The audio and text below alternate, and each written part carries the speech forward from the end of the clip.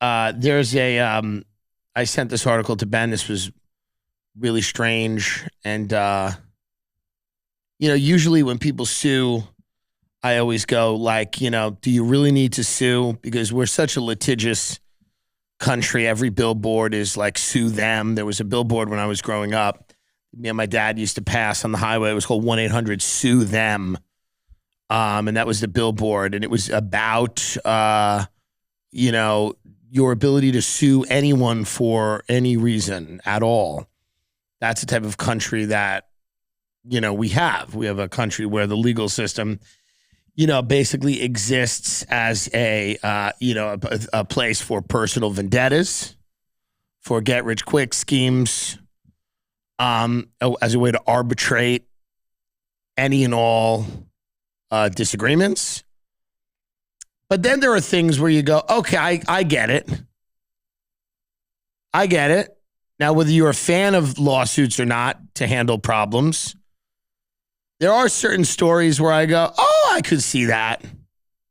I could see a lawsuit there. That makes sense to me. Black mom sues LA Unified, which I believe is a school district, over a cotton picking project at elementary school. Yep, this is going to be one of the lawsuits that I can understand. A black parent filed a civil rights lawsuit last week against the Los Angeles Unified School District and the Board of Education, saying that a cotton field was set up at an elementary school in 2017 that was intended to teach students about the experiences of slaves. Rashonda Pitts said her 14-year-old daughter, who is referred to as SW in the lawsuit, experienced emotional distress as a result of the project at Laurel Span School that her social justice teacher said was to help students, quote, gain a real-life experience as to what African-American slaves had endured. Oh, boy. The suit also names the school's then principal and social justice teachers defendants. Since the project, Laurel Span School was closed and a new school, Laurel Cinematic Arts Creative Tech Magnet, was created in its place. She said in September of 2017, her daughter, who used to vibrantly share her day with her mother, became very quiet and reserved. And you imagine this. One day, as Pitts was dropping off her daughter on campus, she saw a cotton field in front of the school and called the office to speak with the school's principal, Amy Diaz, who was unavailable. Pitt spoke with the assistant principal, who explained that her daughter's class was reading Frederick Douglass's autobiography and that the cotton field was created so students could have a, quote, real-life experience of slavery. Well, they had a whole big thing. Mm-hmm. This was right over in West Hollywood. Of course. Yeah. Of course it was. They had a whole big thing. And so she didn't have to pick the cotton, her daughter. But she had to watch other students complete the project while she cared for other crops in the garden. I mean, God help us. So they say, well, we're teaching the white kids about what happened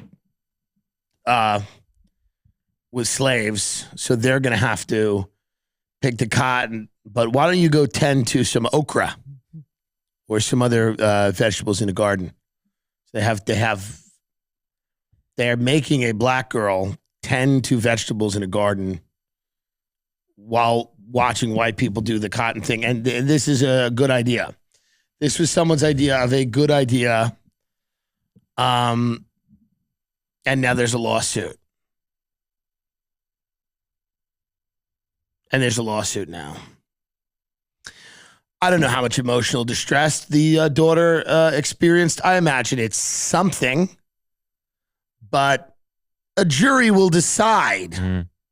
But again, it's one of those things where I go, of all of the things that people sue over, if your daughter came to you and said, your black daughter came to you and said, today at school they did a project where we picked cotton to learn about the experiences of slaves, I can imagine that you would be upset about that. That would not go over big. So there is a lawsuit, and we don't know what will happen. We are waiting here with bated breath.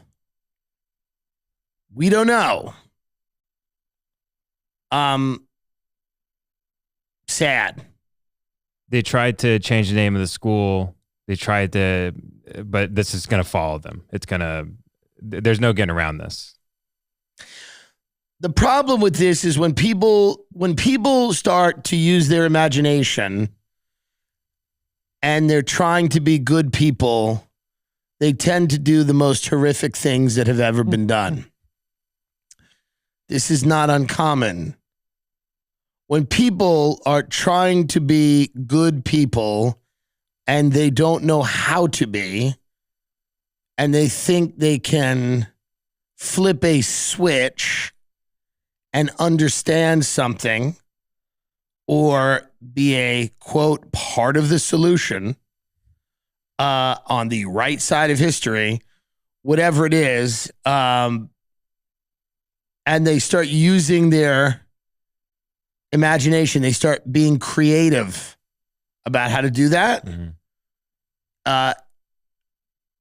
the horror is unending. It's terror will be unleashed.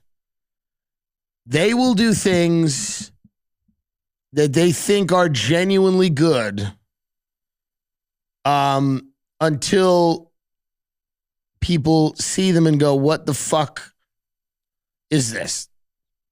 I mean, they will literally, the idea that they had a cotton field in front of the school, like they had to, this was not an accident. This was planned. It happened with the full knowledge of many, many people that had to sign off and go, this is a good idea. Let's get the kids out there. Let's get them picking cotton. Then they'll understand what the slaves went through if they have to pick cotton in front of the school. Insane. But this is what happens when you have people that are going like, how can we creatively show children what slavery was like instead of worrying about other things? You go, let's put our heads together. How can we recreate slavery today for the kids? No, I know. We got the math test. But we want them to feel the lashes on their back and the calluses on their hands. We want to recreate chattel slavery today at school. How can we recreate settler colonialism after lunch? Yeah, that's a bad idea. This is a bad idea. This is not a good idea. This is the opposite of that. But this is not surprising. I know some people that would do something like this thinking that it is good. You know? No, we built a gas chamber in the gymnasium to teach the kids about, what do you mean you're upset? What are you upset about? How are they going to know what the Holocaust was like if we didn't build a gas chamber in the gymnasium? We wanted to give the kids, yes, well, some of the kids got to be little Nazis, and then some of them got to be Jewish people. It's because they're becoming better people. What is wrong?